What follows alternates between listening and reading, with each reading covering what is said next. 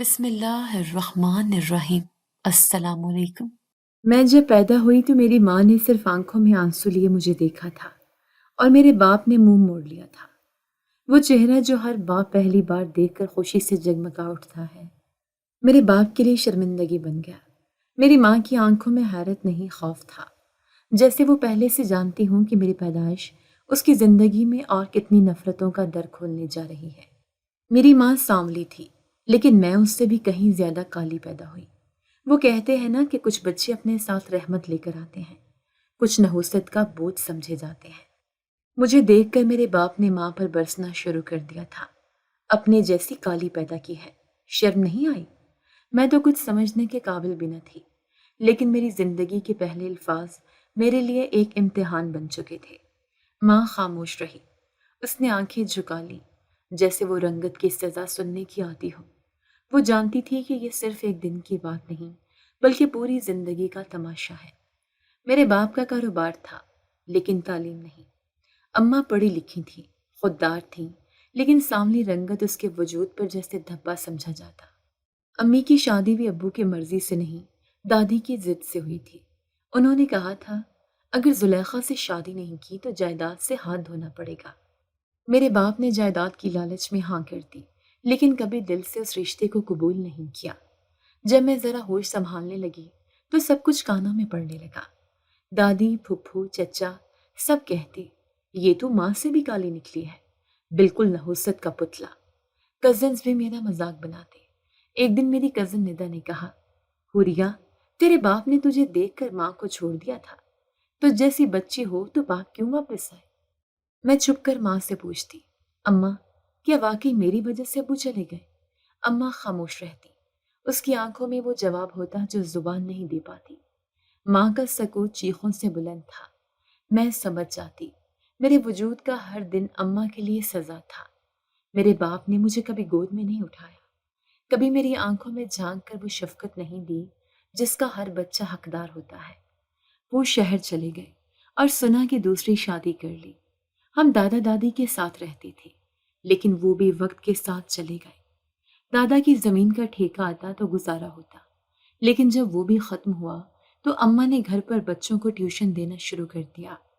چھوٹے چھوٹے بچے میری طرف دیکھ کر ہنستے اور ماں کا دل کٹنے لگتا۔ ایک دن اماں بولی، ہوریا، میں ٹیوشن نہیں پڑھاؤں گی۔ میں نے پوچھا، کیوں اماں؟ تو ماں نے صرف میرے بالوں پر ہاتھ پھیرا اور کہا، تو کچھ زیادہ سننے لگ گئی ہے۔ بس میں سمجھ گئی ہوں۔ ماں نے پھر سلائی شروع کر دی۔ امیر گھروں کے کپڑے لیتی، سلائی کرتی اور ہم دونوں کا پیٹ پالتی۔ اماں سلائی مشین پر بیٹھی رہتی اور میں کونے میں بیٹھ کر اسے دیکھتی رہتی۔ مجھے لگتا تھا کہ وہ سلائی نہیں کر رہی، اپنی تقدیر کو ہر روز پیوند لگا رہی ہے۔ میں اسکول جاتی، لیکن وہاں بھی وہی تماشا، کالی کالی کالی، جیسے میرا نام ہی کوئی تضحیک ہو۔ ایک دن لڑکیوں نے میرا بستہ چھین کر کہا، تیرا چہرہ دیکھ کر تو ہمارا دن بھی خراب ہو جاتا ہے۔ میں روتی ہوئی گھر آئی، اماں سے کہا، میں اسکول نہیں جاؤں گی۔ اماں نے میری آنکھوں میں آنکھیں ڈال کر کہا، پڑھائی تیرے لیے ہتھیار ہے، تو ہار نہیں سکتی ہوریا، نہ تو نہ میں۔ ماں کی یہ بات میں نے دل میں بٹھا لی۔ میں پڑھتی گئی، آگے بڑھتی گئی، دل زخمی ہوتا رہا، لیکن عقل تیز ہوتی گئی۔ بچپن میری سانسوں سے زیادہ کڑوی باتوں سے بھرا تھا۔ میں نے ماں کی جھکی کمر دیکھی تھی، اس کے آنسو دیکھے تھے، اس کے وہ لمحے دیکھے تھے جب وہ رات گئے سلائی کر کے تھک کر کرسی پر ہی سو جاتی تھی۔ وہ میری ماں تھی اور میں اس کی بیٹی، دونوں کالی، دونوں کمزور سمجھے جانے والی، لیکن اندر سے فولاد۔ جب سب نے منہ موڑ لیا، میری ماں نے مجھے سکھایا، ہوریا، اصل خوبصورتی وہ ہے جو دکھائی نہیں دیتی، جو دل میں چھپی ہوتی ہے۔ اور میں نے وہ خوبصورتی اپنی ماں سے سیکھی۔ جب میں نے ماں کی بات مان کر دوبارہ اسکول جانا شروع کیا تو خود کو کسی جنگ میں بھیجنے جیسا لگتا تھا۔ ہر دن ایک نیا وار، نئی بات، نئی ہنسی۔ پہلی جماعت سے لے کر ہر اگلے درجے تک میرے ساتھ صرف کتابیں نہیں، تانے بھی بڑھتے گئے۔ ایک دن جب میں پہلی بار اسکول کے فنکشن میں حصہ لینے لگی تو میری خوشی جلد ہی مٹی میں مل گئی۔ ڈرامے کے لیے مجھے صرف درخت کا رول دیا گیا، وہ بھی بغیر کسی مکالمے کے۔ میں نے مس سے پوچھا، میڈم، میں کچھ بول سکتی ہوں؟ مس نے مسکرا کر جواب دیا، تمہاری شکل ایسی ہے، بس سائلنٹ رول ہی اچھا لگے گا تم پر۔ اسی شام گھر آ کر میں خاموشی سے بیٹھ گئی۔ ماں نے پوچھا کیا ہوا، کچھ بولتی کیوں نہیں؟ میں نے کہا اماں، سب کہتے ہیں کہ میں کالی ہوں، کچھ بھی نہیں بن سکتی۔ اماں نے تھوڑی دیر خاموشی کے بعد کہا اگر رنگ سے انسان کی قدر ہوتی تو کوئلے کو کوئی نہ چنتا، لیکن سونا بھی اسی سے نکلتا ہے، تم سونا بنو ہوریا۔ میں نے اماں کی بات کو دل میں بٹھا لیا، لیکن یہ باتیں جلدی دل سے نہیں جاتی۔ ایک دن اسمبلی میں سب کے سامنے میرے جوتے پھٹ گئے۔ پیچھے سے ایک لڑکی نے زور سے کہا یہ تو کالی بھی ہے اور غریب بھی، کیا کرے گی زندگی میں؟ سب ہنسنے لگے، میں سر جھکائے کھڑی رہی۔ کبھی میرا لنچ چوری ہو جاتا، کبھی میری کاپیاں گم کر دی جاتی۔ میں شکایت کرتی تو ٹیچر کہتی تم تو ویسے ہی تھوڑی عجیب ہو، تمہیں ہی کوئی سمجھ نہیں پاتا۔ عجیب صرف اس لیے کہ میری رنگت الگ تھی؟ پھر ایک دن وہ ہوا جس نے مجھے خود پر یقین دیا۔ 5ویں جماعت کے سالانہ امتحانات کے نتائج آئے۔ میں کلاس میں سب سے زیادہ نمبر لائی تھی۔ ٹیچر نے میرا نام پکارا اور میں نے جس سے خواب میں قدم بڑھائے۔ پوری کلاس سناٹے میں تھی۔ وہی لڑکیاں جو روز میرا مذاق اڑاتی تھیں حیرانی سے مجھے دیکھ رہی تھیں۔ لیکن جیسے ہی میں اپنی کاپی لے کر واپس جا رہی تھی، پیچھے سے کسی نے آہستہ سے کہا نمبر سے کیا ہوتا ہے، شکل تو وہی ہے نا اس کی۔ میں نے پلٹ کر کچھ نہیں کہا، صرف آنکھوں میں آنکھیں ڈال کر دیکھا۔ یہ پہلی بار تھا جب میں نے نظریں نہیں چرائی۔ ماں کو بتایا تو وہ بہت خوش ہوئی، کہنے لگی دیکھا، تعلیم نے تجھے جگا دیا، اب یہ روشنی بجھنے نہ دینا ہو رہا۔ ابا کی طرف سے کوئی خبر نہیں تھی، لیکن میں نے بھی اس کی یاد کو کہیں پیچھے چھوڑ دیا تھا۔ میرا دھیان صرف پڑھائی پر تھا، لیکن جہاں بھی جاتی سب مجھے پہچانتے صرف میرے رنگ سے۔ ایک دن اسکول کی پرنسپل نے کہا بچی بہت ذہین ہے، بس چہرہ تھوڑا صاف ہوتا تو ماڈل اسٹوڈنٹ کہلاتی۔ مجھے لگا جیسے وہ میرے نمبر نہیں، میرے چہرے کو دیکھ رہی تھی۔ 6ٹھی جماعت میں ایک نئے لڑکے نے میرے ساتھ دوستی کی کوشش کی۔ نام تھا بلال۔ وہ خاموش سا رہتا، لیکن ہر روز میری کاپی دیکھتا، کام کی تعریف کرتا۔ ایک دن بولا تم کالی ہو مگر تم جیسی ہو ویسی کوئی نہیں۔ اس دن مجھے پہلی بار لگا کہ کوئی رنگ سے ہٹ کر بھی دیکھ سکتا ہے، لیکن یہ خوش فہمی بھی جلد ہی ختم ہو گئی۔ کچھ دن بعد اس کے ایک دوست نے سب کے سامنے کہا بلال تو اس سے دوستی اس لیے کر رہا ہے کہ اس کے نمبر اچھے ہیں، ورنہ اسے کون دیکھے گا؟ بلال نے کچھ نہیں کہا، خاموش رہا، اور کچھ دن بعد وہ بھی دور ہو گیا۔ مجھے سمجھ آ گیا لوگ جیسے تھے ویسے رہیں گے، مجھے تبدیل ہونا ہے، اپنے لیے، ماں کے لیے، اور ان سب کے لیے جو صرف ظاہری چیزوں کو اہمیت دیتے ہیں۔ میں نے پرنسپل کی بات کو چیلنج بنایا، ہر امتحان میں ٹاپ کیا، اسکول کے مباحثے میں حصہ لیا، لیکن جج نے تبصرہ کیا بہت عمدہ بات کی، لیکن کیمرہ فیس کے لیے شاید یہ چہرہ مناسب نہ ہو۔ ایسے تبصرے میرے لیے نئے نہیں تھے، لیکن اب میں ان سے ڈرتی نہیں تھی۔ میں اب حوریہ بن چکی تھی، وہ لڑکی جو ہر طنز کا جواب خاموشی سے اپنی قابلیت سے دیتی تھی، جو جان چکی تھی کہ تعلیم صرف ڈگری نہیں، طاقت ہے، ایسی طاقت جو کسی کا چہرہ نہیں دیکھتی۔ اسکول کی کامیابیوں نے میری ماں کی آنکھوں میں تھوڑی چمک ضرور پیدا کی تھی، لیکن ہماری گلیوں میں چمک صرف رنگت کی چلتی تھی۔ اماں نے چاہا کہ میں اپنی پڑھائی جاری رکھوں، لیکن اب ایک اور طوفان آن کھڑا ہوا۔ میری عمر جیسے جیسے بڑھتی جا رہی تھی، لوگوں کی نظریں اور باتیں بدلنے لگیں۔ پہلے صرف تضحیک ہوتی تھی، اب ترس اور مشورے ملنے لگے۔ ایک دن پھپھو گھر آئی، ہاتھ میں پاپڑ کا پیکٹ تھا اور زبان میں زہر۔ اماں نے احترام سے بٹھایا تو وہ بولی زلیخا اب سوچ لے، لڑکی بڑی ہو گئی ہے، ایسی صورت اور ایسی قسمت کے ساتھ کوئی شہزادہ نہیں آئے گا، کوئی طلاق یافتہ یا بوڑھا مل جائے تو نکاح کر دے، ورنہ کل کو کوئی بولنے والا بھی نہیں بچے گا۔ اماں نے نگاہیں نیچی رکھی، جواب نہیں دیا، صرف چائے بنوانے کے لیے مجھے آواز دی۔ میں جیسے ہی کمرے میں داخل ہوئی، پھپھو نے ایک نظر مجھ پر ڈالی اور پھر رخ پھیر لیا۔ بولی اسی سے پوچھ لے کیا چاہتی ہے، یا تو ساری عمر کمر توڑتی پھرے یا کسی کے گھر چلی جائے۔ میں نے سنی انسنی کر دی۔ اماں نے چائے دی اور پھر خاموشی میں ان کی باتیں برداشت کرتی رہی۔ کچھ دن بعد اماں نے بتایا کہ پھپھو ایک رشتہ دکھانے والی ہیں۔ اماں نے کہا لڑکا پہلے سے شادی شدہ تھا، طلاق ہو گئی ہے، لیکن اب نئی زندگی شروع کرنا چاہتا ہے۔ میں نے کچھ نہیں کہا۔ اماں نے پوچھا حوریہ، اگر لڑکا تم سے عمر میں بڑا ہو لیکن سلیقے والا ہو، کیا تم تیار ہو؟ میں نے آہستہ سے کہا اماں، اگر آپ کو لگے کہ وہ انسان ہے تو میں انکار نہیں کروں گی۔ چند دن بعد وہ لوگ آئے، سالہ سے کپڑوں میں مگر لہجے میں غرور۔ لڑکے کی ماں نے مجھے اوپر سے نیچے تک دیکھا۔ میں نے نظریں نہیں چرائیں، بس اپنی ماں کے برابر خاموشی سے کھڑی رہی۔ کچھ دیر بعد جب چائے ختم ہوئی تو وہ بولی، رنگ تو بہت کالا ہے، ہمارے خاندان میں سب گورے ہیں، کل کو اگر اولاد ہو گئی تو یہی رنگت آگے جائے گی نا۔ ہم تو سوری کہتے ہیں، ہمارے لیے یہ رشتہ نہیں بنتا۔ میں نے ماں کی طرف دیکھا، اماں کا چہرہ زرد ہو چکا تھا، لیکن اس نے کچھ نہیں کہا۔ مہمان اٹھے اور چلے گئے۔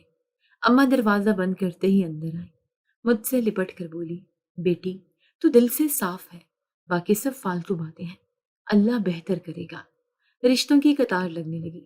پھپھو ہر دوسرے تیسرے ہفتے کسی کو لے آتی۔ کوئی پٹھان ہوتا جو اردو بھی صاف نہ بول سکتا، کوئی 60 سال کا رنڈوا جس کے 6 بچے پہلے سے ہوتے۔ سب آتے، مجھے دیکھتے اور بات چلاتے۔ ایک روز ایک فیملی آئی جو کافی امیر لگتی تھی۔ ان کے ساتھ آنے والا مرد شاید 40 سال کا ہوگا۔ باتوں سے لگا جیسے سب مہذب ہے۔ تھوڑی دیر بعد اس نے میری طرف دیکھا اور آنکھوں میں بیزاری آ گئی۔ پھر اس نے پھپھو کی طرف منہ کر کے کہا، یہ آپ نے کیسی لڑکی دکھائی ہے، اتنی کالی؟ میں تو یہاں نسل آگے بڑھانے کے لیے شادی کرنا چاہتا ہوں، نہ کہ رنگ بگاڑنے کے لیے۔ معاف کیجیے گا لیکن میرا معیار کچھ اور ہے۔ پھپھو نے ہنسی میں بات اڑا دی، ارے چھوڑو بھی، شکل ہی تو ہے، باقی تو سب پرفیکٹ ہے۔ اس نے جواب دیا، نہیں، شکل ہی سب کچھ ہوتی ہے۔ یہ سن کر اماں کا ہاتھ کانپنے لگا۔ میں خاموش رہی۔ میں جان چکی تھی کہ اب ہر بار یہی ہوگا، آ کر دیکھیں گے اور رنگت کے تانے دے کر چلے جائیں گے۔ پھر ایک روز پھپھو نے کہا، اب تو لگتا ہے اس کی قسمت بھی سیاہ ہے، ایسی شکل اور ایسا نصیب، دونوں ہی ملا کر کچھ نہیں بنے گا۔ اماں نے غصے میں کہا، تم ہر بار یہ کیوں کہتی ہو؟ میرے اللہ نے دیا ہے جو بھی دیا، اس پر شکایت کیوں؟ پھپھو تلملا گئی، اچھا تو اب میں غلط ہو گئی؟ یہ سب تمہارے لاڈ پیار کا نتیجہ ہے۔ یہ رنگ لے کر کیا کرے گی؟ کون کرے گا اس سے نکاح؟ کوئی بھلا مانس ہوگا، وہ بھی بھاگ جائے گا۔ اماں نے خاموشی اختیار کی، جیسے انکار کرنے کی بھی اب سکت نہ ہو۔ اس شام اماں نے مجھ سے کہا، حوریہ اگر تم چاہو تو میں انکار کر دوں آئندہ کسی رشتے کو۔ میں نے کہا، اماں میں صرف پڑھنا چاہتی ہوں، جب اللہ چاہے گا وہ بہتر فیصلہ کرے گا۔ اسی دوران میں نے اسکول میں انٹرمیڈیٹ میں داخلہ لے لیا۔ کلاسز کا ماحول کچھ الگ تھا، لیکن پرانی باتیں پیچھا نہیں چھوڑتی تھیں۔ یہاں بھی کچھ لڑکیاں پیچھے سے چپکے تبصرے کرتی، یہ وہی ہے نا جس کے رشتے بار بار ریجیکٹ ہو رہے ہیں، رنگت کی وجہ سے۔ میں نے پڑھائی پر توجہ دی، لیکن اندر کہیں خالی پن بھرنے لگا تھا۔ زندگی جیسے بار بار یاد دلاتی تھی کہ تم بس چہرہ ہو اور وہ چہرہ پسندیدہ نہیں۔ ایک دن اسکول سے آتے وقت میں نے اماں سے پوچھا، اماں کیا واقعی رنگ اتنا بڑا مسئلہ ہوتا ہے؟ اماں نے کہا، بیٹی رنگ تو مٹی کا ہے، اصل چمک تو ایمان، اخلاق اور علم کی ہے، لیکن یہ دنیا اندھی ہے، صرف باہر دیکھتی ہے۔ میں نے وہ رات خاموشی سے گزاری، سوچتی رہی کہ کیا واقعی اس دنیا میں کوئی ایسا ہوگا جو باہر نہیں اندر دیکھے گا، جو میری عقل، میری بات، میری سچائی کو سمجھے گا۔ یہ سوال میرے دل میں مستقل ٹھہر گیا اور میں نے طے کیا جب تک جواب نہیں ملتا میں بس آگے بڑھتی رہوں گی۔ جب ایک کے بعد ایک رشتہ مسترد ہوا اور ہر بار میری ذات کو جیسے کسی عدالت میں کھڑا کر کے فیصلہ سنا دیا جاتا، تو دل میں خاموشی گہری ہوتی چلی گئی۔ اماں اب رشتوں کی بات چھپانے لگی، لیکن باتیں چھپتی کہاں تھیں۔ محلے کی عورتیں، اسکول کی لڑکیاں اور سب سے بڑھ کر پھپھو، ان سب کی نظریں مجھے اندر سے چیرنے لگی۔ ایک شام اماں نے مجھے آواز دی کہ کپڑے بدل کر آؤ، کچھ مہمان آ رہے ہیں، اور میں نے کپڑے نکال کر رکھ دیے، مگر دل میں ہلچل تھی۔ اب ہر نئے چہرے کا مطلب ہوتا تھا ایک نیا انکار، ایک نیا تانا۔ دروازے پر دستک ہوئی اور میں خاموشی سے کمرے کے کونے میں جا بیٹھی۔ آنے والے رشتے کی بات ختم ہوئی تو حسب معمول وہی جملے اماں کو سننے پڑے، لڑکی تو اچھی ہے لیکن رنگ، ہمیں تو خاندان میں ایسے رنگت کی کوئی مثال نہیں ملتی۔ رات کو پھپھو گھر آئی۔ اماں چپ رہی لیکن پھپھو نے موقع ہاتھ سے نہ جانے دیا۔ کہا، زلیخا سچ کہوں، جیسا رنگ لے کے آئی ہے نا ویسی نصیب بھی ہے، یہ قسمت نہیں کھلے گی، چاہے درجنوں رشتے دکھا لو۔ میں دروازے کے پیچھے کھڑی سن رہی تھی۔ ایک لمحے کو لگا جیسے میری سانسیں بند ہو گئی ہوں۔ اس دن پہلی بار دل میں موت کا خیال آیا، لگنے لگا جیسے دنیا میں میرے لیے کچھ باقی نہیں رہا۔ میں نے کمرے میں جا کر دروازہ بند کر لیا اور سوچنے لگی کیا اگر میں چلی جاؤں تو کسی کو فرق پڑے گا؟ کیا اماں سکون سے جی پائیں گی؟ کیا پھپھو کو اطمینان ہوگا کہ ان کا تانا اثر کر گیا؟ میں کھڑکی کے پاس جا کر کھڑی ہو گئی۔ نیچے سناٹا تھا۔ کچھ لمحوں کے لیے لگا جیسے سکون کی تلاش کا یہی واحد راستہ ہے، لیکن پھر دروازے پر آہستہ سے دستک ہوئی۔ ہوریا، بیٹا سب ٹھیک ہے نا؟ اماں کی آواز میں پریشانی چھپی نہ رہ سکی۔ میں نے کچھ لمحوں بعد دروازہ کھولا۔ اماں نے مجھے دیکھا اور گلے لگا لیا جیسے سب جان گئی ہوں۔ پھر آہستہ سے بولی، دیکھو بیٹا، زندگی دکھ دیتی ہے لیکن ختم کرنے کا اختیار صرف اللہ کے پاس ہے۔ شکوے نہ کرو، دعائیں کرو۔ دعائیں تقدیر کا رخ موڑ دیتی ہیں۔ میں اماں کے کندھے سے لگی رہی۔ وہ بولتی رہی، اللہ سے مانگو، شکوہ نہیں۔ وہ سب سن رہا ہے۔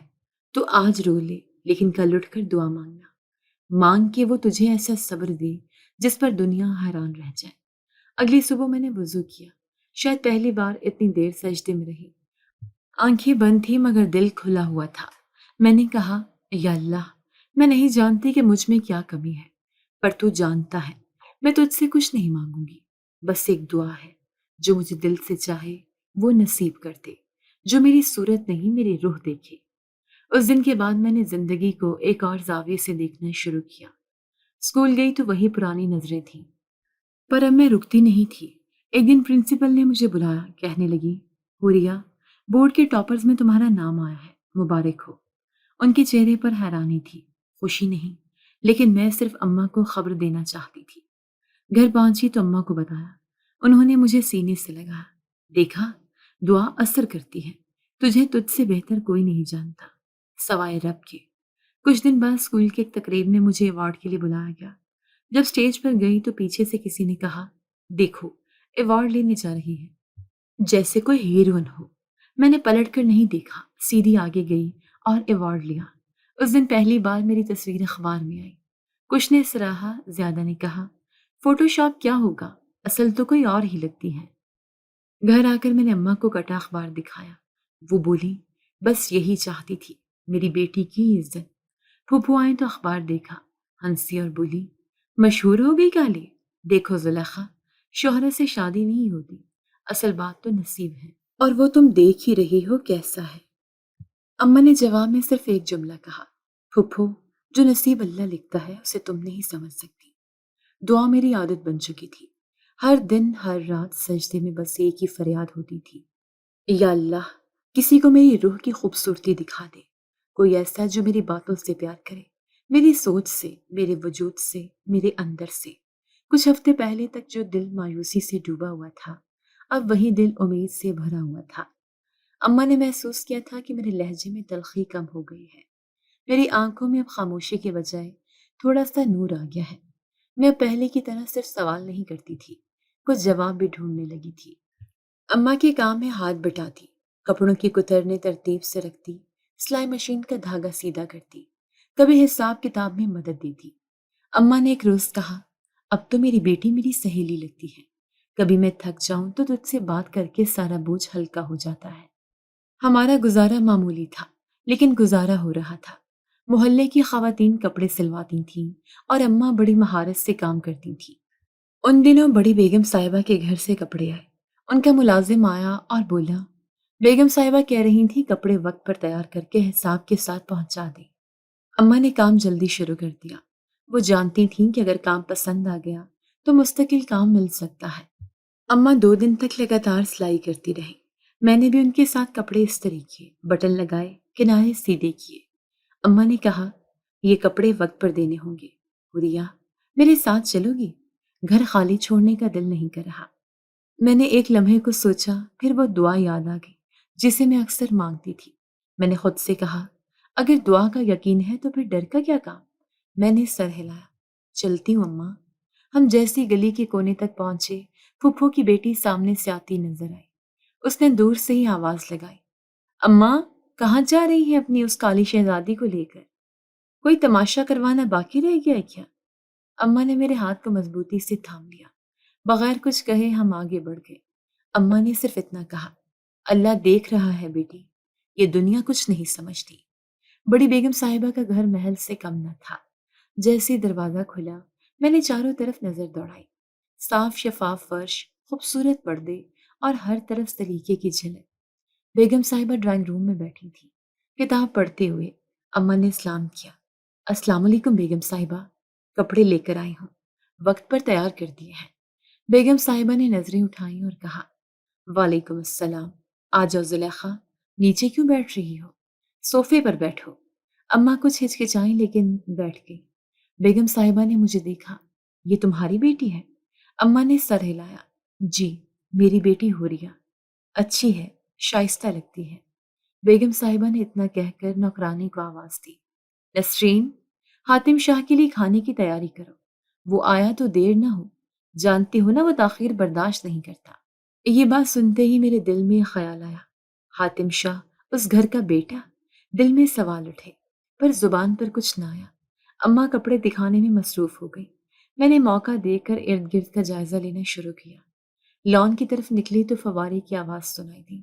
میں ان آوازوں میں کھو گئی تھی جب اچانک کسی سے ٹکرا گئی۔ ایک جانی پہچانی آواز گونجی، اندھی ہو گئی ہو، دیکھ کے نہیں چل سکتی؟ میں نے سر اٹھا کر دیکھا، وہی تھا، شاید حاتم شاہ، وجیح، تیز نظر اور سخت لہجہ۔ میں سہم گئی، ایک طرف ہو کر کھڑی ہو گئی۔ اس نے میرے چہرے کو چند لمحے دیکھا اور پھر کچھ کہے بغیر اندر چلا گیا۔ میں بھی واپس اماں کے پاس آ گئی۔ بیگم صاحبہ حساب کر رہی تھی اور اماں خوش تھیں کہ کام پسند آ گیا ہے۔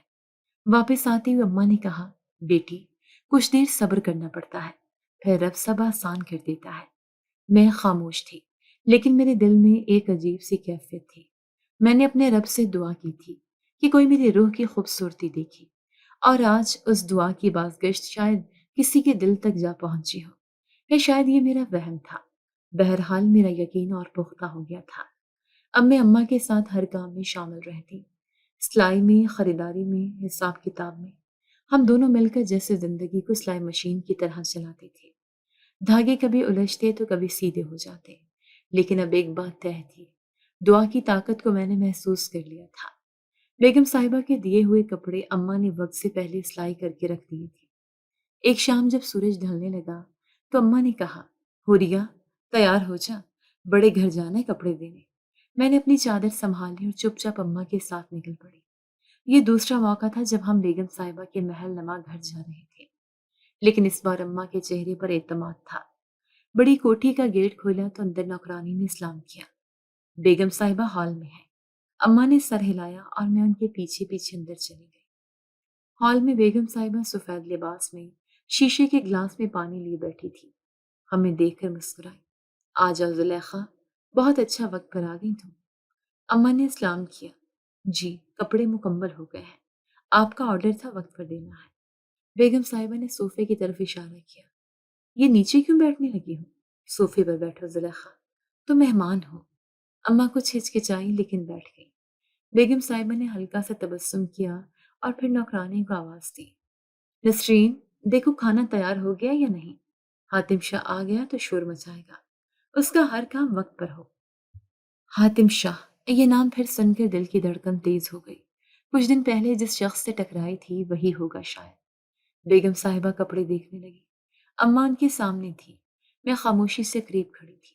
تبھی دروازہ دھڑاک سے کھلا اور ایک تیز قدموں کی چاپ آئی۔ حاتم شاہ اندر داخل ہوا، اونچی آواز میں بولا، نسرین، میرے جوتے کہاں ہیں؟ اور موبائل کون لے گیا میری ٹیبل سے؟ بیگم صاحبہ نے سر اٹھا کر کہا، حاتم، آواز نیچی، مہمان آئے ہیں، زلیخا اور اس کی بیٹی۔ حاتم شاہ نے میری طرف ایک نظر ڈالی، پھر ایک لمحہ رک کر تیزی سے بولا، یہ تو وہی ہے جو اس دن مجھ سے ٹکرا گئی تھی، آنکھیں بند تھی کیا؟ میرا دل دھک سے رہ گیا۔ میں نے نظریں نیچی کر لی۔ بیگم صاحبہ نے کہا، حاتم، یہ انداز ٹھیک نہیں، مہمان سے ایسے بات نہیں کرتے۔ وہ خاموش ہو گیا، لیکن میرے چہرے کی طرف دیکھتا رہا۔ اس کی نظریں جیسے کسی سوال میں تھیں اور میرا دل جواب دینے سے قاصر۔ میں ایک قدم پیچھے ہٹی اور اماں کے برابر بیٹھ گئی۔ بیگم صاحبہ نے کہا، حاتم، جاؤ اور اپنے کمرے میں جا کر آرام کرو، تم سے بعد میں بات کروں گی۔ حاتم شاہ نے جانے سے پہلے ایک بار پھر میری طرف دیکھا، پھر خاموشی سے کمرے سے نکل گیا۔ واپسی پر اماں خاموش تھی، میں بھی۔ کچھ فاصلہ طے کرنے کے بعد اماں بولی، کیا ہوا تھا اندر؟ تم سہم گئی تھی۔ میں نے آہستہ سے کہا، کچھ نہیں اماں، بس آواز بلند تھی۔ رات کو جب سب سو گئے تو میں چھت پر آ گئی۔ آسمان صاف تھا، ستارے چمک رہے تھے۔ میں نے آسمان کی طرف دیکھا اور دعا مانگی، یا اللہ، اگر کسی کو میری سچائی نظر آ سکتی ہے تو بس تو ہی اسے دکھا سکتا ہے۔ میں چاہتی ہوں کوئی میری خاموشی میں چھپی آواز سنے، میرے چہرے سے آگے جا کر میرے دل کو پہچانے۔ مجھے نہیں معلوم تھا وہ حاتم شاہ تھا جو میرے مقدر سے جڑا ہوا تھا یا نہیں، بس اتنا جانتی تھی کہ دعا خالی نہیں جاتی، اور جو مانگا ہے وہ ملتا ضرور ہے، وقت پر، کسی خاص لمحے میں، اور شاید وہ لمحہ اب دور نہیں۔ اس رات کے بعد جیسے میرے اندر کوئی نیا سوال جنم لینے لگا۔ دل میں ایک خلش تھی جس کا نہ کوئی نام تھا نہ چہرہ، بس ایک خیال جو بار بار ابھر کر پلٹا تھا۔ حاتم شاہ۔ میں نے خود کو کئی بار سمجھایا، جھڑکا، روکا، پر وہ خیال تھا کہ پیچھا ہی نہ چھوڑتا۔ اگلے دن جب اماں کام میں مصروف تھی، میں کپڑوں کی تہہ لگاتے ہوئے خیال میں گم ہو گئی۔ ذہن میں اس لمحے کی تصویر بار بار ابھرتی جب حاتم شاہ نے مجھے گھور کر دیکھا تھا اور پھر بنا کچھ کہے پلٹ گیا تھا۔ اس کے چہرے پر کوئی تاثر نہیں تھا، لیکن اس خاموشی نے میرے اندر شور مچا دیا تھا۔ میں نے سر جھٹکا، اپنے آپ سے کہا، کیا پاگل پن ہے ہوریا؟ تو کہاں اور وہ کہاں؟ خود ہی ہنسی ہوئی اور دل کے اندر ایک چبھن بھی محسوس ہوئی۔ دوپہر میں اماں نے کہا، ہوریا، کل بڑی بیگم صاحبہ کے یہاں دوبارہ جانا ہے، وہ کچھ اور کپڑوں کی سلائی دینا چاہتی ہے۔ میں نے چونک کر اماں کو دیکھا۔ کل؟ اماں بولی، ہاں، کہہ رہی تھی کچھ خاص مہمان آ رہے ہیں، اسی کے لیے کپڑے جلدی چاہیے۔ میں نے بنا کچھ کہے اس بات میں سر ہلا دیا، لیکن دل میں بے چینی سی پھیل گئی۔ اگلے دن ہم پھر محل نما کوٹھی کی طرف نکلے۔ جب ہم دروازے سے اندر داخل ہوئے تو نوکرانی نے کہا، بیگم صاحبہ لان میں مہمانوں کے ساتھ بیٹھی ہیں، آپ وہیں چلیں۔ اماں نے مجھے دیکھا، چلو ساتھ چلتے ہیں۔ لان میں بیگم صاحبہ ایک درمیانی عمر کی عورت اور ایک جوان لڑکی کے ساتھ بیٹھی تھی۔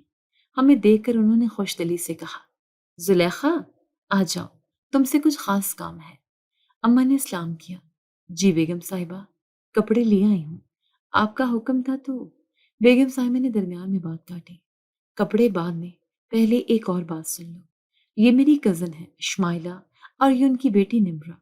حاتم کے لیے ہم کچھ رشتے دیکھ رہے تھے تو میں نے ان کو بلایا ہے۔ تم جانتے ہو ہم سب چاہتے ہیں کہ حاتم کے لیے اچھی پڑھی لکھی سلجھی لڑکی ہو۔ میرے قدموں تلے زمین کھسک گئی۔ ایک لمحے کو لگا جیسے میں کچھ سن ہی نہ پائی ہوں۔ اماں نے بھی شاید محسوس کیا، میرا بازو آہستہ سے تھاما۔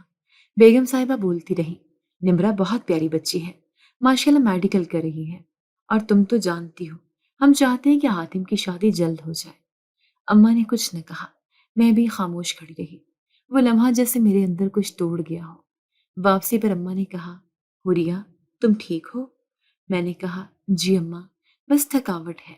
گھر آ کر میں نے اماں کے سامنے خوشی کا جھوٹ بولا۔ بہت اچھی لڑکی تھی وہ نمرہ، بالکل حاتم شاہ کے لائق۔ اماں نے میری آنکھوں میں جھانک کر کہا، سچ کہہ رہی ہو؟ میں نے نظریں چرائی، جی سچ کہہ رہی ہوں۔ لیکن رات کو جب سب سو گئے میں جاگتی رہی، چھت پر جا کر آسمان کی طرف دیکھتی رہی۔ دل میں درد تھا لیکن زبان پر دعا تھی، یا اللہ، اگر وہ میرے نصیب میں نہیں تو میرے دل سے اس کا خیال نکال دے۔ میں کسی کے لیے خواب نہیں بننا چاہتی جو پہلے ہی کسی اور کے لیے جاگ رہا ہو۔ اگلے دن اماں نے دیکھا کہ میں دیر تک چپ رہی۔ وہ بولی، کچھ بات ہے؟ میں نے کہا، نہیں اماں، بس کچھ سوچ رہی ہوں۔ اماں نے میرے سر پر ہاتھ رکھا، کبھی کبھی دعا پوری ہونے سے پہلے آزمائش آتی ہے۔ میں نے خاموشی سے ماں کے لفظوں کو یاد رکھا۔ دل میں خلش تھی پر امید بھی، اور امید ہی وہ ڈور تھی جس نے مجھے سنبھال رکھا تھا۔ میں جانتی تھی کہ یہ خیالات بے مقصد ہو سکتے ہیں، لیکن دل کا کیا کروں؟ وہ تو بے اجازت کسی کے بارے میں سوچنے لگتا ہے۔ میں نے خود کو بہت سمجھایا کہ دل کو روکنا سیکھو، لیکن وہ ایک خیال بار بار لوٹا تھا۔ وہی خاموش سا چہرہ، وہی تیز لہجہ، وہی گہری نظریں۔ حاتم شاہ کے نام کے ساتھ میرا ذہن اب کچھ اور جوڑنے لگا تھا، لیکن میں نے ہمیشہ یہ سوچ کر خود کو ٹوکا کہ میرا اس سے کیا واسطہ؟ وہ ایک اور دنیا کا انسان ہے اور میں اس دنیا کی نہیں۔ اس روز اماں محلے کی خواتین کے لیے کچھ کپڑے تیار کر رہی تھیں۔ میں نے ساری کترنی ترتیب سے رکھ دی، حساب مکمل کیا اور اپنا اسکول بیگ تیار کرنے لگی۔ امتحانات نزدیک تھے اور مجھے پوری توجہ پڑھائی میں رکھنی تھی۔ لیکن سچ تو یہ ہے کہ ذہن پر تھوڑی دیر بعد اسی در پہ جا رکتا۔ کیا وہ واقعی نمرہ سے شادی کرے گا؟ کیا وہ بیگم صاحبہ کی پسند مانے گا؟ شام ڈھلی، رات گہری ہوئی۔ اماں اور میں کھانے کے بعد چائے پینے بیٹھے کہ دروازے پر دستک ہوئی۔ اماں نے چونک کر مجھے دیکھا۔ اس وقت کون ہو سکتا ہے؟ میں نے آہستہ سے کہا، پتہ نہیں، شاید کوئی محلے والا ہو۔ اماں دروازے کی طرف گئیں اور جیسے ہی دروازہ کھولا چند لمحے کے لیے ساکت ہو گئی۔ دروازے پر بیگم صاحبہ کھڑی تھی، ان کے ساتھ وہی چہرہ، حاتم شاہ۔ بیگم صاحبہ نے اماں کو دیکھ کر کہا، اندر آنے کو کہو زلیخا، باہر کھڑے ہونا اچھا نہیں لگتا۔ اماں نے فوراً دروازہ کھولا اور ادب سے کہا، جی جی، آئیے اندر آئیں۔ میں اندر بیٹھی سب سن رہی تھی۔ دل کی دھڑکن تیز ہو چکی تھی، جیسے کوئی اندیکھا لمحہ میری طرف بڑھ رہا ہو۔ بیگم صاحبہ اور حاتم شاہ اندر آئے۔ میں چپ چاپ کونے میں کھڑی ہو گئی۔ بیگم صاحبہ نے اماں کے سامنے بیٹھ کر بات شروع کی، زلیخا، ہم کسی اور مقصد سے نہیں آئے، میں سیدھی بات کرتی ہوں۔ ہم حوریہ کے لیے رشتہ لے کر آئے ہیں، میرے بیٹے کے لیے۔ کمرے میں جیسے خاموشی جم گئی۔ اماں نے کچھ پل پلکیں جھپکی، پھر بے یقینی سے بولی، آپ میرے لیے؟ مطلب حاتم شاہ کے لیے؟ میری بیٹی کے لیے؟ بیگم صاحبہ نے اس بات میں سر ہلایا۔ جی ہاں، یہی حقیقت ہے۔ حاتم شاہ خاموش بیٹھا تھا، پر اس کی نظریں میری طرف تھی۔ میں نے آنکھیں نیچی رکھی، لیکن دل کی دھڑکن اب صرف صدا بن گئی تھی، دھڑکن کی صدا۔ اماں نے الجھن بھرے لہجے میں کہا، بیگم صاحبہ، حاتم شاہ وہ تو نمرہ کے ساتھ، آپ تو کل ہی ان کا رشتہ طے کرنے کا سوچ رہی تھی۔ بیگم صاحبہ نے نرمی سے جواب دیا، ہاں، سوچا تھا، لیکن انسان سوچتا کچھ اور ہے، ہوتا کچھ اور ہے۔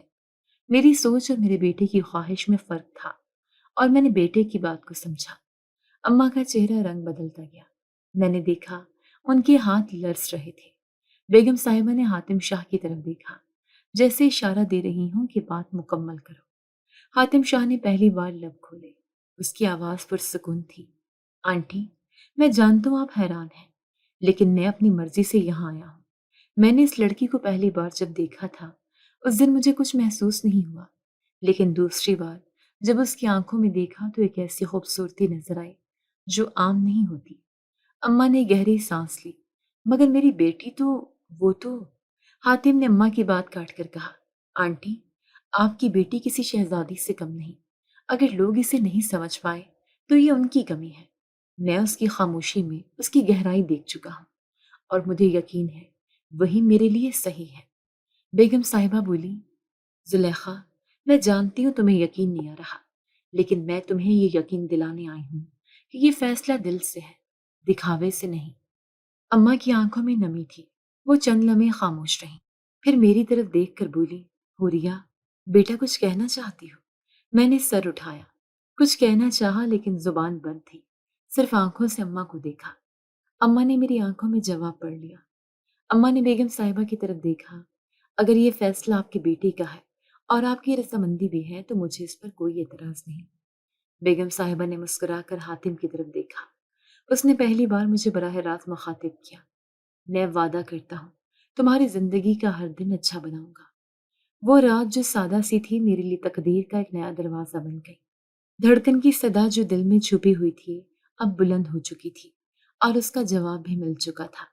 اگلی صبح جب اماں نے رشتہ طے ہونے کی خبر سب کو سنائی تو جیسے پورے محلے میں بجلی دوڑ گئی۔ سب کی نظریں حیرت سے پھیل گئیں اور زبانیں جیسے ایک ساتھ بولنے لگی۔ کسی نے کہا، یہ تو خواب لگتا ہے، تو کسی نے تیزی سے جملہ مارا، ایسی لڑکی کے لیے کچھ تو گڑبڑ ہے۔ پھپھو کو تو جیسے موقع مل گیا۔ اماں کے گھر آتے ہی بولی، زلیخا، پاگل ہو گئی ہو؟ امیر زادے ایسے تھوڑی نہ آ کر کالی کلوٹی سے رشتہ مانگتے۔ کچھ تو بات ہے، ہو سکتا ہے کوئی شرط ہو، کوئی مجبوری ہو، دیکھ لینا، 2 دن بعد چھوڑ جائے گا۔ اماں نے تحمل سے کہا، بغیر سمجھے فیصلہ نہیں کیا۔ بیگم صاحبہ خود آئی تھی اور ان کے بیٹے نے خود اپنی مرضی سے رشتہ مانگا ہے۔ پھپھو نے تڑک کر جواب دیا، تو تمہیں لگتا ہے حوریہ جیسی لڑکی سے کوئی ویسی شادی کرے گا؟ اتنی بھی اندھی نہیں ہے جتنا تم سمجھ بیٹھی ہو۔ میں کمرے میں بیٹھی ہر بات سن رہی تھی، لیکن یہ پہلا موقع تھا کہ ان باتوں سے میرے اندر وہ پرانا زخم نہیں اٹھا۔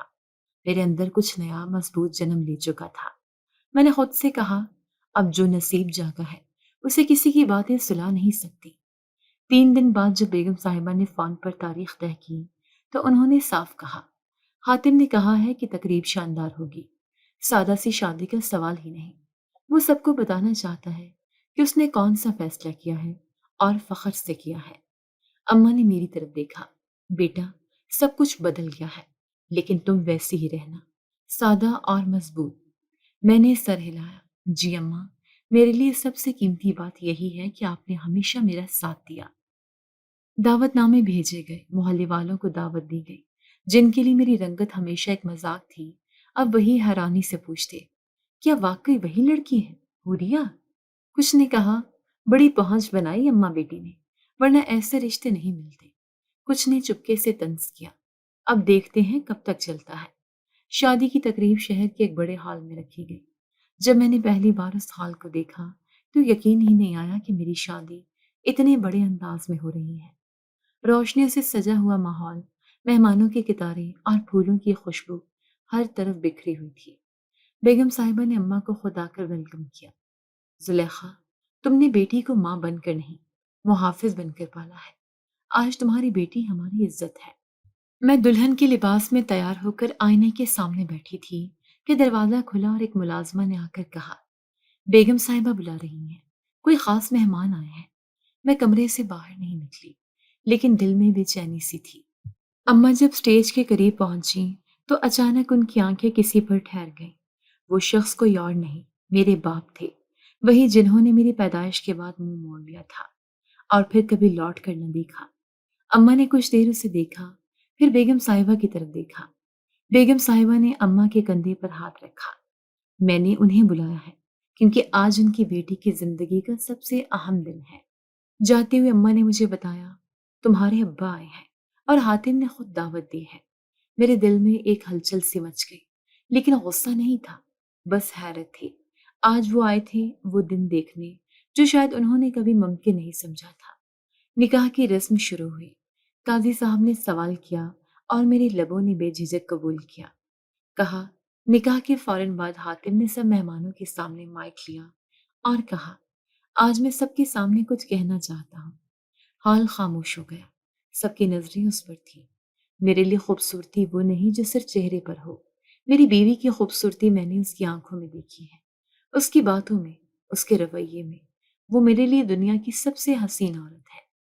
اس نے میرے ہاتھ کو تھاما اور میں وعدہ کرتا ہوں، میں اس محبت کو زندگی بھر نبھاؤں گا۔ پھپھو کی بیٹی جو مہمانوں میں بیٹھی تھی سرگوشی میں بولی، جادو کیا ہوگا یا پھر نصیب میں کچھ چھپا ہوگا۔ اماں نے ان کی طرف دیکھ کر پہلی بار طنز میں کہا، کبھی کبھی دعا بھی وہ کر دکھاتی ہے جو تم جیسے طنز کرنے والے خواب میں بھی نہیں دیکھ سکتے۔ وہ رات میرے نصیب کے جاگنے کی رات تھی اور جو جاگ جائے وہ اب کبھی سوتا نہیں۔ نکاح کے بعد جب مہمان رخصت ہونے لگے تو ہال کے کونے میں وہ چہرہ موجود تھا جو برسوں سے میری زندگی سے غائب ہو گیا تھا۔ وہی شخص جسے میں نے باپ کہا لیکن جس نے مجھے کبھی بیٹی نہیں سمجھا۔ وہ شخص جو میری پیدائش پر منہ موڑ گیا تھا، آج میرے نکاح میں مہمانوں کے ساتھ کھڑا تھا، لیکن اسے وہاں لا کر کھڑا کرنے والا کوئی اور نہیں، خود حاتم شاہ تھا۔ نکاح کے بعد سٹیج پر سب خاندان والے جمع تھے۔ بیگم صاحبہ نے اماں کا ہاتھ تھاما ہوا تھا اور ارد گرد مہمان دعائیں دے رہے تھے۔ میں نے حاتم سے آہستہ آواز میں پوچھا، بابا آئے کیسے؟ حاتم نے میرے ہاتھ کو مضبوطی سے تھاما اور دھیرے سے کہا، میں نے بلایا تھا، تمہارا دن ہے، تمہاری کہانی کا ہر کردار یہاں موجود ہونا چاہیے۔ میں نے نظریں نیچی رکھ لی، کچھ کہنا ممکن نہیں رہا تھا۔ حاتم نے سب کے سامنے مائک سنبھالا اور مسکرا کر بولنا شروع کیا، میں جانتا ہوں آج کی تقریب میں سب نے بہت کچھ دیکھا، سنا اور شاید سوچا بھی، لیکن ایک بات کہنا ضروری ہے، ان کے لیے جو سمجھتے ہیں کہ خوبصورتی صرف چہرے میں ہوتی ہے۔ ہال میں خاموشی چھا گئی، سب کی نظریں حاتم پر اور پھر مجھ پر۔ وہ آگے بڑھا اور اپنے بازو سے مجھے قریب کیا، یہ میری بیوی ہے حوریہ۔ جب میں نے اسے پہلی بار دیکھا تو وہ ایک خاموشی میں لپٹی ہوئی لڑکی تھی، کچھ نہ بولتی، بس نظروں سے سوال کرتی تھی۔ میں نے اس کے چہرے سے نہیں، اس کے دل سے محبت کی ہے۔ پھر اس نے سامنے والے صف کی طرف دیکھا جہاں میرے باپ بیٹھے تھے۔ آج یہاں ایک شخص موجود ہے جنہوں نے اس لڑکی کو اس وقت چھوڑا جب اسے سب سے زیادہ باپ کی ضرورت تھی۔ انہوں نے اس کے رنگ کو دیکھا، دل کو نہیں، اس کی ماں کی عزت کو ٹھکرایا، اس کے وجود سے منہ موڑا۔ میرے باپ کا چہرہ سرخ ہو گیا، نظریں جھک گئیں، لیکن میں چاہتا تھا کہ وہ دیکھیں کہ جو بیٹی انہوں نے نظر انداز کی وہ آج اتنی بلند ہو چکی ہے کہ اس کا نام فخر سے لیا جا رہا ہے۔ میں چاہتا تھا وہ دیکھے، کیونکہ بدلے کی نہیں، مکمل ہونے کی یہ رات ہے۔ حاتم خاموش ہو گیا، حال میں ایک بار پھر سناٹا چھا گیا، لیکن اب نظریں میرے باپ پر تھی، جنہوں نے آہستہ سے سر اٹھایا اور میرے قریب آ گئے۔ اماں تھوڑا پیچھے ہٹ گئی، جیسے جگہ دے رہی ہوں۔ میں چپ رہی۔ حاتم ایک قدم پیچھے ہٹ گیا۔ میرے باپ نے نظریں اٹھا کر کہا، ہوریا، میں شاید کوئی جواز نہیں دے سکتا۔ اس وقت اندھا تھا، دل بند تھا اور دماغ کمزور۔ جو کچھ میں نے کیا اس کا کوئی کفارہ نہیں، لیکن آج دیکھ کر احساس ہوا کہ میں نے اپنی زندگی کی سب سے بڑی نعمت کو پہچانا ہی نہیں۔ اماں خاموشی سے سن رہی تھی۔ باپ نے ان کی طرف دیکھ کر کہا، زلیخا، تم نے جو کیا وہ شاید میں ساری زندگی نہ کر پاتا۔ تم نے اکیلے بیٹی کو پروان چڑھایا، اس کا حوصلہ بنایا، اور آج وہ اس قابل کھڑی ہے کہ میں شرمندہ ہوں۔ اماں نے کوئی جواب نہیں دیا، بس نظریں ہٹائیں۔ باپ میری طرف مڑا، بیٹی، کیا تو اپنے باپ کو معاف کر سکتی ہے؟ کیا مجھے یہ حق دے سکتی ہے کہ میں اب تمہاری زندگی میں ایک سایہ بن سکوں؟ شاید اب بھی دیر نہ ہوئی ہو۔ میں کچھ دیر چپ رہی۔ حاتم نے آہستہ سے کہا، فیصلہ تمہارا ہے ہوریا۔ میں نے سر اٹھا کر باپ کو دیکھا۔ ان کے چہرے پر وہ غرور نہیں تھا جو برسوں پہلے تھا۔ آج وہاں شکستہ سا ندامت بھرا ایک چہرہ کھڑا تھا۔ وہ انسان جو ہمیشہ بلند آواز میں بولا، آج آہستہ بات کر رہا تھا۔ میں نے آہستہ سے کہا، میں نے آپ کو تب معاف کر دیا تھا جب آپ نے چھوڑا تھا، کیونکہ میری ماں نے کبھی میرے دل کو نفرت سے بھرنے نہیں دیا۔ میرے الفاظ کے ساتھ ہی اماں کی آنکھوں میں آنسو آ گئے، اور باپ نے اپنے آنسو چھپانے کے لیے منہ پھیر لیا۔ بیگم صاحبہ آگے بڑھیں اور بولی، آج کی رات بہت کچھ ثابت کر گئی۔ خون کا رشتہ وہی معتبر ہوتا ہے جو وقت کے ساتھ نکھرتا ہے۔ آج ہمیں خوشی ہے کہ ہماری بہو نے صرف گھر میں نہیں، دلوں میں جگہ بنائی ہے۔ پھپھو دور سے سب دیکھ رہی تھی۔ ان کی بیٹی بار بار ہونٹ کاٹ رہی تھی، جیسے سب کچھ ان کے اندازے سے باہر ہو رہا ہو۔ چند مہمان سرگوشیاں کر رہے تھے، یہی وہ لڑکی ہے نا جسے سب کالی کہتے تھے۔ شادی کی تقریب ختم ہونے لگی۔ باپ اماں سے کہنے لگے، زلیخا، اگر تم اجازت دو تو میں واپس تمہارے ساتھ رہنا چاہتا ہوں۔ تنہا ہو چکا ہوں، جس کے لیے سب کچھ چھوڑا وہ بھی چھوڑ گئی۔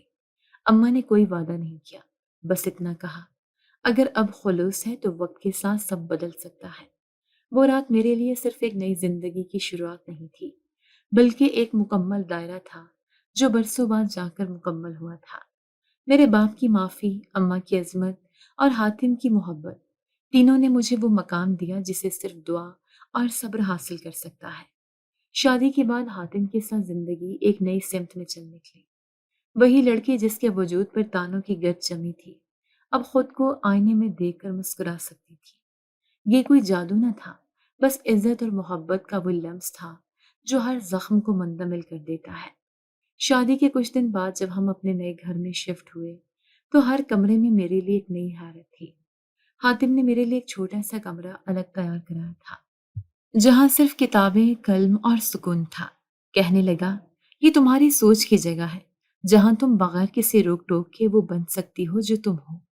میں نے آہستہ سے پوچھا، تمہیں کبھی شک نہیں ہوا میرے بارے میں، میرے ماضی کے بارے میں؟ حاتم نے مسکرا کر کہا، مجھے صرف ایک سچ کافی تھا، تمہاری آنکھوں کا سچ، باقی سب فالتو تھا۔ میں نے خود کو بدلتے دیکھا۔ جو حوریہ ہر وقت نظر سے بچتی پھرتی تھی، اب مہمانوں سے مسکرا کر ملتی، ان کی باتوں میں حصہ لیتی۔ ایک روز میں نے حاتم سے کہا، لوگوں کا رویہ بدل گیا ہے، وہ جو کبھی مجھے ناموں سے بلاتے تھے اب عزت سے میرا نام لیتے ہیں۔ حاتم نے ہنستے ہوئے کہا، جب تم خود کو نہیں پہچانتی تھی تب تک دنیا بھی اندھی تھی، اب تمہاری روشنی نے دوسروں کو دکھایا کہ خوبصورتی کہاں ہوتی ہے۔ پھپھو اور ان کی بیٹیاں شادی کے کچھ دن بعد گھر آئیں، چہرے پر وہی مشکوک سی مسکراہٹ۔ پھپھو نے طنزی انداز میں کہا، ماشاءاللہ، بڑی تبدیلی آئی ہے، لگتا ہے قسمت واقعی جاگ گئی ہے۔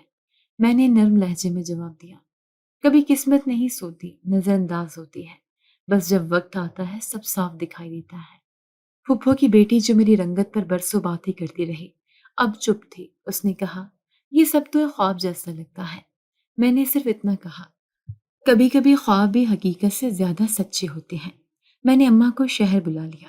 وہ ہمارے ساتھ ہی رہنے لگی۔ وہی اماں جو برسوں سلائی مشین کے ساتھ بیٹھی رہتی تھیں، اب صبح کی چائے کے ساتھ باغیچے میں بیٹھی اخبار پڑھتی تھیں۔ میں نے حاتم سے کہا، یہ ان کی زندگی کا وہ حصہ ہے جنہوں نے میرے لیے قربان کر دیا تھا۔ اب ان کا وقت ہے جینے کا۔ حاتم نے سر ہلایا، اور تم نے اسے واپس لوٹا دیا۔ تم صرف میری محبت نہیں، میری عزت ہو۔ چند سال گزر گئے، زندگی نے کئی رنگ دکھائے، اور سب سے خوبصورت رنگ میرے دو بچوں کی شکل میں میرے سامنے تھا۔ ایک بیٹا، ایک بیٹی، دونوں مجھ پر گئے، گندے رنگ، سنجیدہ آنکھیں اور نرم طبیعت۔ حاتم اکثر بچوں کو دیکھ کر کہتا، یہ میری دعاؤں کا جواب ہے، اور تم میری محبت کا عکس ہو۔ ایک دن جب ہم سب لان میں بیٹھے تھے، بیٹی نے آ کر پوچھا، امی، کیا بچپن میں بھی اتنی پیاری تھی جتنی میں ہوں؟ میں نے مسکرا کر کہا، میں پیاری تھی، لیکن دنیا کو تب نظر نہیں آتی تھی۔ حاتم نے فوراً کہا، تم تب بھی دنیا کی سب سے حسین لڑکی تھی، بس دنیا کو دیکھنے کی عادت نہیں تھی۔ بیٹے نے پوچھا، ابو، اگر ہم آپ پر نہیں گئے تو کیا آپ کو برا نہیں لگتا؟ حاتم نے کہہ کر لگایا، مجھے فخر ہے کہ تم مجھ پر نہیں گئے۔ تم پر وہ رنگ ہے جو محبت سے روشنی ہوتا ہے۔ میں نے اماں کو دیکھا، جو کونے میں بیٹھی دونوں بچوں کو دعائیں دے رہی تھی۔ ان کی آنکھوں میں سکون تھا، جیسے برسوں کی تھکن آج اتر گئی ہو۔ میں ان کے پاس گئی اور ہاتھ تھام کر کہا، اماں، جو کچھ آج میرے پاس ہے وہ آپ کے صبر کا نتیجہ ہے۔ اگر آپ نے مجھے ہارنے دیا ہوتا تو آج یہ سب نہ ہوتا۔ اماں نے آہستہ سے جواب دیا، اور اگر تو ہار جاتی تو میری ساری محنت بیکار چلی جاتی۔ تو میری جیت ہے حوریا۔ رات کے کھانے کے بعد حاتم نے کہا، چلو بچوں کو لے کر باہر چلتے ہیں، موسم اچھا ہے۔ ہم سب باہر نکلے، ہوا میں ہلکی خنکی تھی، آسمان صاف، ستارے روشن۔ ہم ایک پارک میں بیٹھے تھے، بچے کھیل رہے تھے۔ اماں ہلکی آواز میں تسبیح پڑھ رہی تھی، اور میں حاتم کے ساتھ ایک بینچ پر بیٹھی تھی۔ میں نے آسمان کی طرف دیکھا اور دل میں کہا، اے دنیا جس نے مجھے رسوا کیا تھا، آج دیکھ میں وہی ہوں، لیکن اب سرخرو ہوں۔ میری عزت، میرا مقام میرے ساتھ ہے۔ حاتم نے میرا ہاتھ تھاما، کیا سوچ رہی ہو؟ میں نے کہا، یہ سب، یہ لمحہ، یہ زندگی کبھی خواب تھی۔ حاتم نے مسکرا کر کہا، اور اب یہ تمہارے نصیب کا سورج ہے جو کبھی غروب نہیں ہوگا۔ میں نے بچوں کی طرف دیکھا، جن کی ہنسی ہوا میں گھل رہی تھی، اور دل نے گواہی دی، میری زندگی مکمل ہے، خوبصورت ہے اور محفوظ ہے۔ یہ وہ مقام تھا جہاں پہنچ کر ہم زخم کی قیمت سمجھ آتی ہے، اور میں جانتی تھی دعا، صبر اور سچائی کبھی ضائع نہیں جاتی۔ حاتم کے کندھے سے ٹیک لگا کر میں نے آنکھیں بند کی اور پہلی بار دل سے کہا، الحمدللہ۔ جی تو دوستو، کیسی لگی آپ کو ہماری آج کی کہانی؟ اپنی رائے کا اظہار ہمارے کمنٹس باکس میں ضرور کیجیے گا، اور اگر آپ کو ہماری ویڈیو پسند آئی ہے تو کر لیجیے ہمارے چینل کو سبسکرائب، ویڈیو کو لائک اور بیل آئیکن لازمی پریس کر لیجیے، تاکہ ہر نئی آنے والی ویڈیو کا نوٹیفیکیشن آپ کو بر وقت موصول ہو سکے۔ ملتے ہیں ایسی ہی ایک سبق آموز کہانی کے ساتھ، تب تک کے لیے اللہ نگہبان۔